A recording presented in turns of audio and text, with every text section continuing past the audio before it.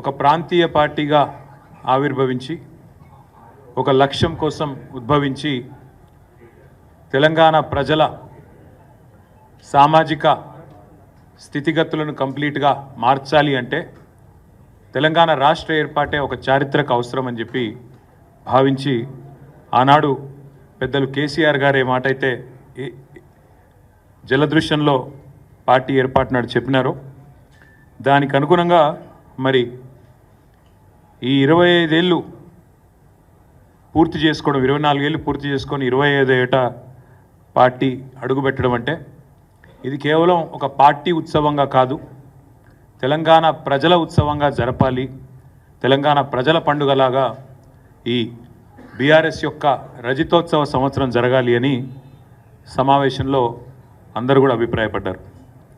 ఎందుకంటే తెలంగాణ చరిత్ర కనుక చూస్తే ఎన్నో ప్రజాస్వామిక విప్లవ పోరాటాలకు పురిటిగడ్డ తెలంగాణ సాయుధ పోరాటం నుంచి మొదలు పెడితే ఆ తర్వాత జరిగిన పోలీస్ యాక్షన్, ఆ తర్వాత జరిగిన తెలంగాణ తొలిదశ ప్రజా పోరాటం, ఆ తర్వాత అల్టిమేట్గా కేసీఆర్ గారి నాయకత్వంలో 2001వ సంవత్సరం నుంచి ప్రారంభమై 14 సంవత్సరాలు సుదీర్ఘంగా పోరాటం చేసి చివరికి మరి అల్టిమేట్గా కలిసి వచ్చే కాలానికి నడిసొచ్చే కొడుకు వస్తాడన్నట్టుగా మరి తెలంగాణ తల్లి విముక్తి కోసం ఎదురు చూసే క్రమంలో చరిత్ర ప్రసవించిన ఒక బిడ్డ టీఆర్ఎస్.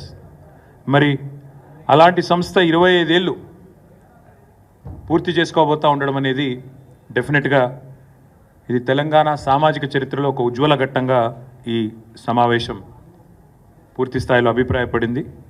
తెలంగాణకు ఏనాటికైనా ఒక రక్షణ కవచం, తెలంగాణ ప్రజల ప్రయోజనాలకు ఒక రక్షణ కవచం బీఆర్ఎస్ అని చెప్పి కూడా అందరం కూడా అభిప్రాయాన్ని వ్యక్తం చేయడం జరిగింది.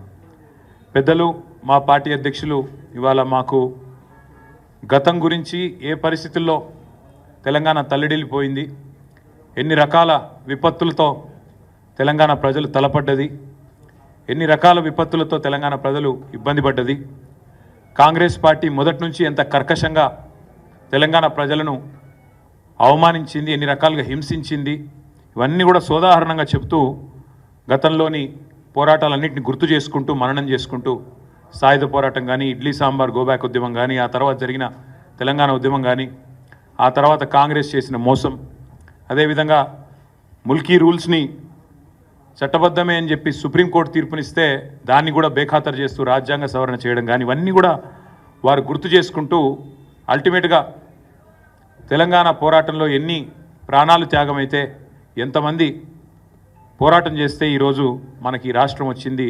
కేసీఆర్ గారు మా అందరికీ కూడా గతాన్ని గుర్తు చేయడంతో పాటు రాష్ట్రంలో ప్రస్తుత రాజకీయ పరిణామాలను స్పృశిస్తూ పార్టీ తరఫున రాబోయే కాలంలో చేయాల్సిన కార్యక్రమాల విషయంలో కూడా చాలా వివరంగా దిశానిర్దేశం చేసినారు. ఏంటి అలాగే నిలిచిపోయావు? గోల్డ్, డైమండ్, సిల్వర్ రేట్ ఇలా ఉంటే ఇలా నిలిచిపోకుండా ఎలా ఉండేది? మన కంట్రోల్లో లేని దాని గురించి ఫీల్ చెయ్యకు. ప్రజలకు మనం ఏం చేయగలమో ఆలోచించు గురు. తగ్గింపు ధమాకా.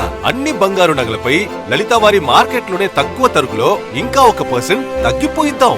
ఓకే, వజ్రాభరణాలకు క్యారెట్కు 5000 రూపీస్ తగ్గింపు ఇద్దాం. నన్ను మర్చిపోయారే, వెండిలో కూడా తగ్గింపు ఇద్దాం. తగ్గింపు ధమాకా.